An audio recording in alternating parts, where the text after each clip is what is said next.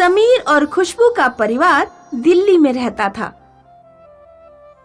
आज संडे था, इसीलिए सब लोग घर पर ही थे। माँ, समीर का कच्छा कई दिनों से बाथरूम में सड़ रहा है। इसने अभी तक धोकर नहीं डाला है।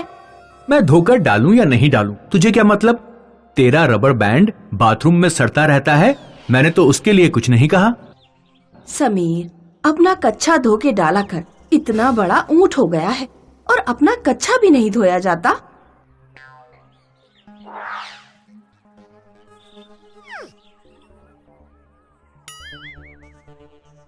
ज्योति डार्लिंग, मेरा एक मोजा नहीं मिल रहा है। मुझे शर्मा जी से मिलने जाना है। कितनी बार मैंने तुमसे कहा है कि दोनों मोजे बांध कर रखा करो। शर्मा जी से मिलने जाना है या उनकी पत्नी से? देख रही हूँ कई महीनों से हर संडे शर्मा जी के घर जाते हो। तुम मेरे चरित्र पर शक कर रही हो, चांद पर कीचड़ उछाल रही हो। मम्मी पापा यहाँ आओ, कोई मुझे टब के अंदर खींच रहा है। मनोज, ज्योति और खुशबू दौड़ते हुए बाथरूम में पहुँचे। उन्होंने देखा कि समीर कमर तक टब के अंदर घुस चुका है। मनोज ने समीर की टांगे पकड़ी, ज्योति ने मनोज की टांगे पकड़ी और खुशबू ने ज्योति की टांगे पकड़ी। वे सब समीर को बाहर खींचने की कोशिश में खुद भी टब के अंदर घुस गए और अचानक एक जंगल में जा गिरे। ये हम कहाँ आ गए? बाथरूम के टब में जंगल कहाँ से आ गया? समीर, किसने पकड़कर खींचा था तुम्हें? मैं टब से अपना कच्छा उठा रहा था कि तभी मुझे लगा कि दो हाथों ने मुझे टब के अंदर खींच लिया है। पापा, अब हम यहाँ से बाहर कैसे निकलेंगे? मुझे नहीं पता बेटा।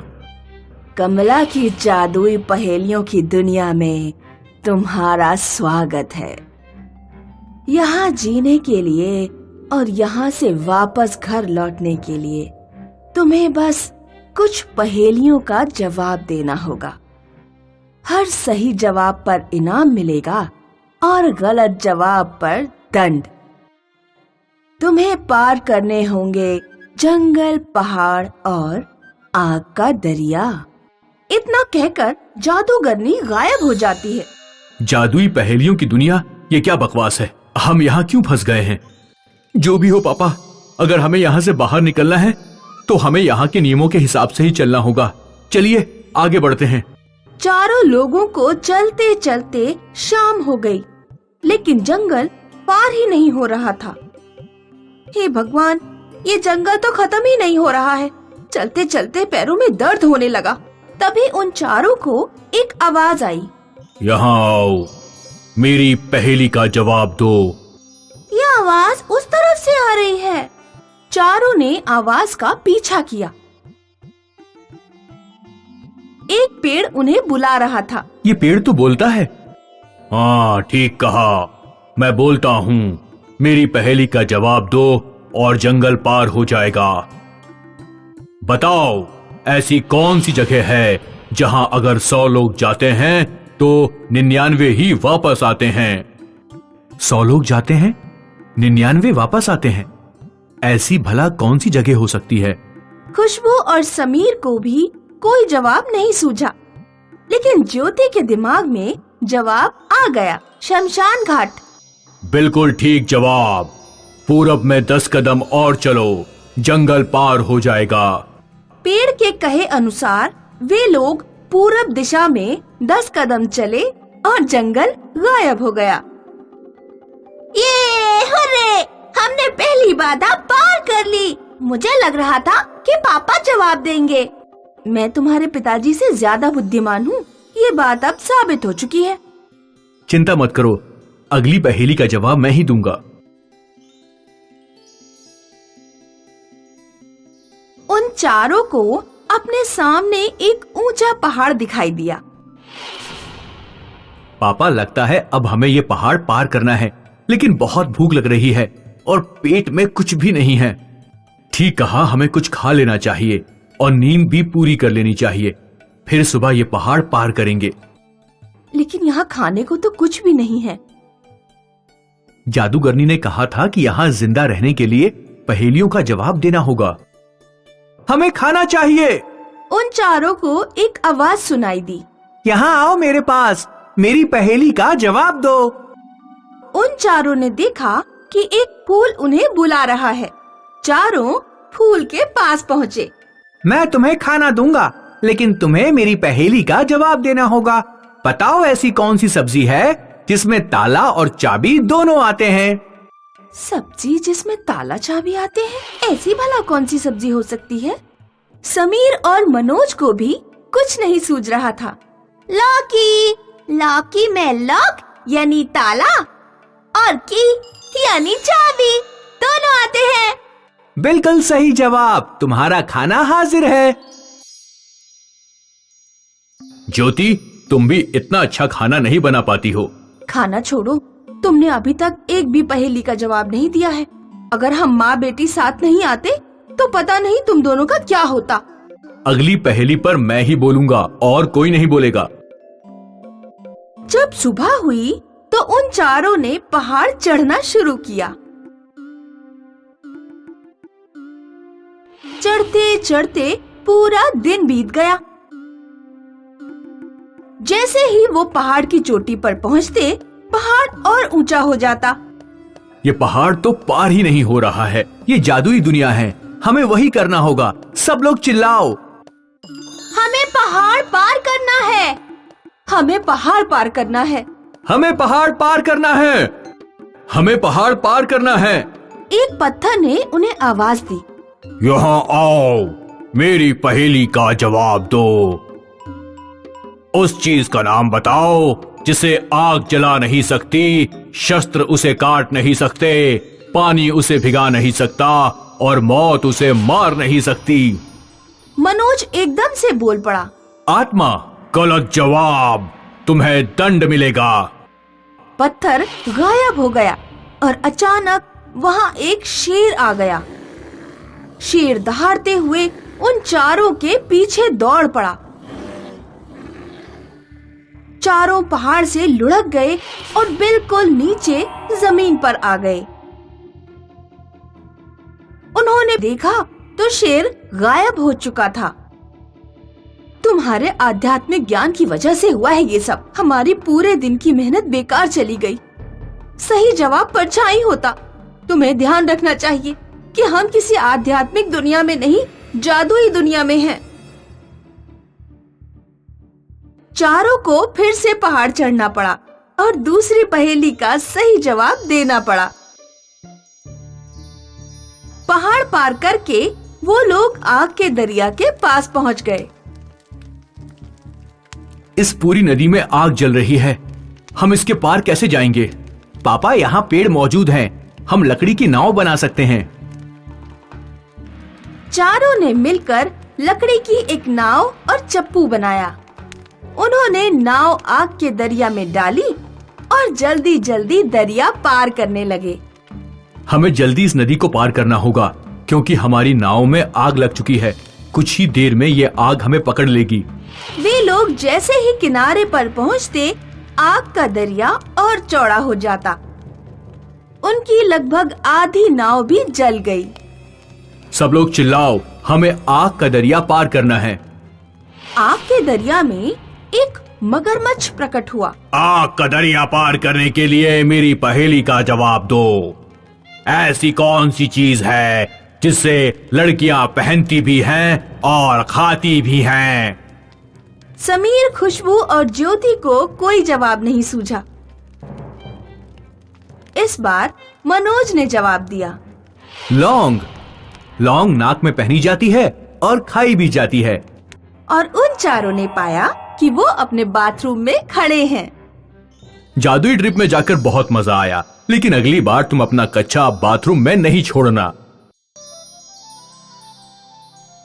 खड़गपुर नाम के गांव में ढोंडू नाम का नमूना रहता था, जो किसी की सुनता नहीं था। हमेशा अपनी मनमानी करता था और फंस जाता था। क्यों रे ढोंडू, कैसी है भैंस की तबीयत? चाचा, भैंस तो मर गई। क्या डॉक्टर को नहीं बुलाया था?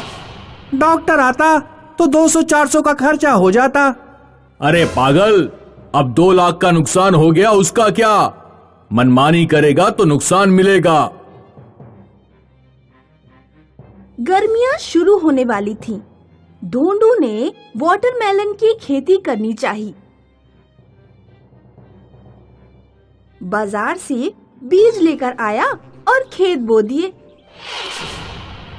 कंपोस्ट और सिंचाई का भी अच्छे से ख्याल रखा और कुछ दिनों बाद खेत में वाटरमेलन की बेल फैलने लगी।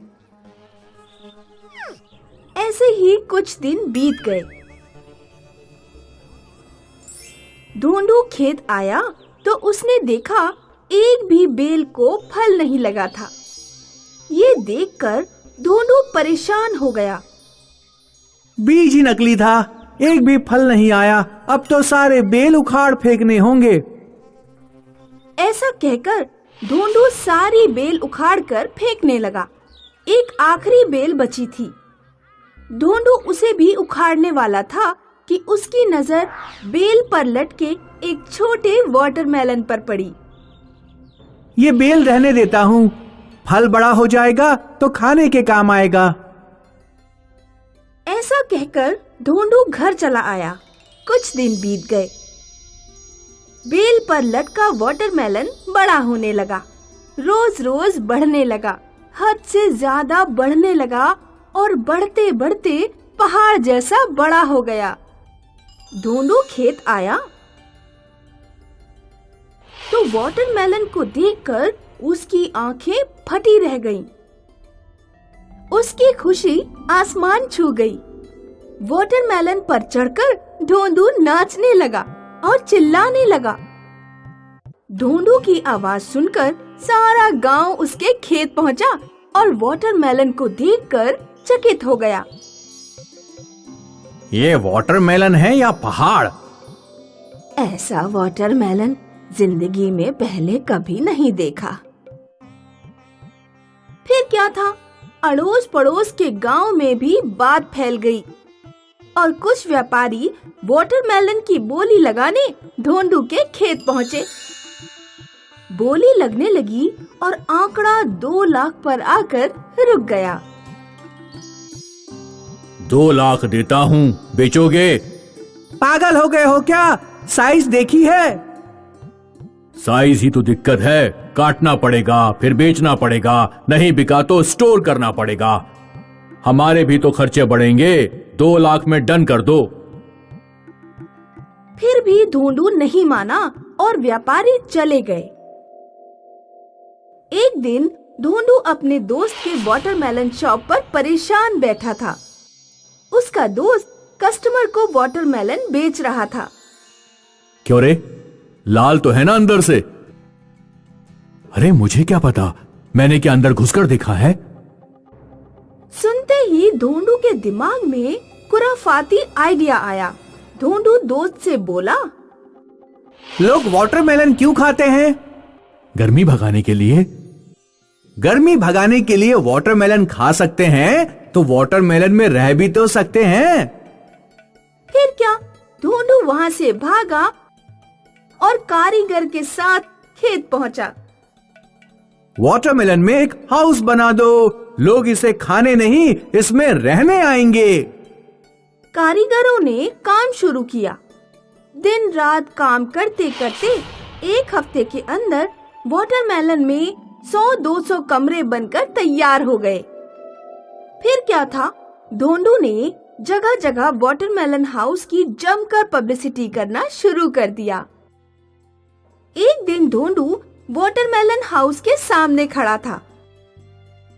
तभी वहाँ एक आलीशान कार आकर रुक गई। कार से एक कपल उतरकर ढोंडू के पास आया। ढोंडू आप ही हो? जी कहिए। हमारी नई नई शादी हुई है। हम अपना हनीमून कुल्लू मनाली नहीं, आपकी वाटरमेलन हाउस में मनाना चाहते हैं। एक दिन का कितना चार्ज लगेगा? 2 लाख। फिर क्या था, कपल ने 2 लाख दिए और दोनों वाटरमेलन हाउस में आकर हनीमून मनाने लगे। फिर ढोंडू ने वाटरमेलन हाउस में एक रेस्टोरेंट भी खोला और उसका मुनाफा बढ़ने लगा। बड़े बड़े एक्ट्रेस, क्रिकेटर्स, नेता लोग और फॉरेनर्स हनीमून मनाने वाटरमेलन हाउस आने लगे और ढोंडू अरबपति बन गया। एक दिन एक म्यूजियम के कुछ लोग धोंडू के पास आए और बोले, हम ये वाटरमेलन हाउस म्यूजियम में रखेंगे। बोलो क्या कीमत चाहते हो? मैं बेचना नहीं चाहता। बेच दो, वैसे भी बरसात में यहाँ कोई नहीं आएगा और ये पड़ा पड़ा सड़ जाएगा। हम तकनीक से इसे हजारों साल संभाल कर रखेंगे। फिर भी धोंडू नहीं माना और जो होना था वही हुआ।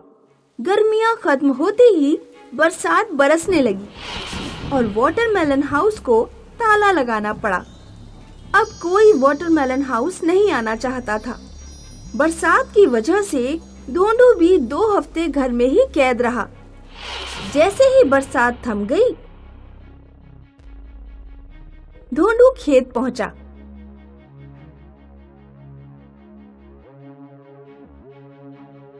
पहुंचकर उसने देखा वाटरमेलन हाउस जमीन पर गिर चुका था। भयानक बदबू आ रही थी। ये देखकर धोंडू छाती पीट पीट कर रोने लगा। हे भगवान, ये क्या हो गया? हे भगवान, ये क्या हो गया? मैं बर्बाद हो गया। म्यूजियम वालों की बात मानता तो पैसे भी मिलते और प्रतिष्ठा भी। अब तो सब खत्म हो गया। धोंडू जोर। इस प्रकार धोंडू की मनमानी उसकी बर्बादी का कारण बन गई।